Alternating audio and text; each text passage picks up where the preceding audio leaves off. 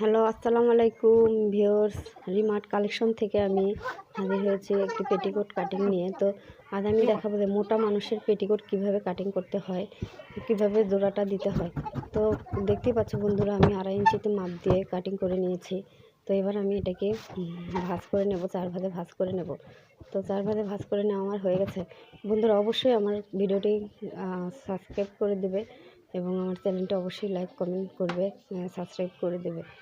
তো বন্ধুরা, আমি 5.5 ইঞ্চি নিয়েছি, 2 দিকে 5.5 করে নিয়েছি।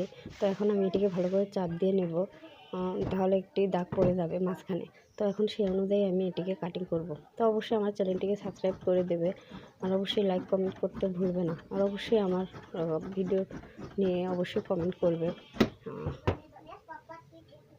তো আমার কাটিং করা শেষ। এখন আমি এটিকে নিচে অল্প একটু রাউন্ড করে দিব।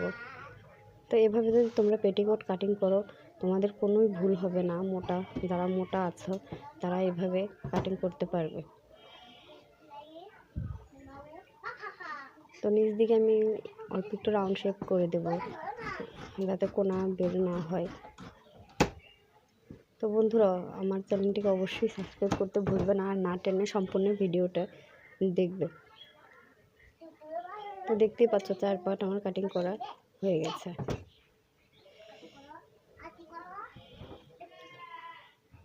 এখন আমি কোমরের মাপটি নেব। কোমরের মাপটি যেহেতু আমার 20 ইঞ্চি, তো আমার কাপড়ের বহর কম, তো আমি 20 ইঞ্চিতে একটি মার্ক করব। তো আমার কাপড়ের বহর আছে 16 ইঞ্চিতে। তো আমি এখানে জোড়া দেওয়ার জন্য 3 ইঞ্চি কাপড় আগে থেকে কেটে রেখেছি। তো অবশ্যই তোমরা এভাবে পেটিকোটটি কাটিং করবে। আল্লাহ হাফেজ।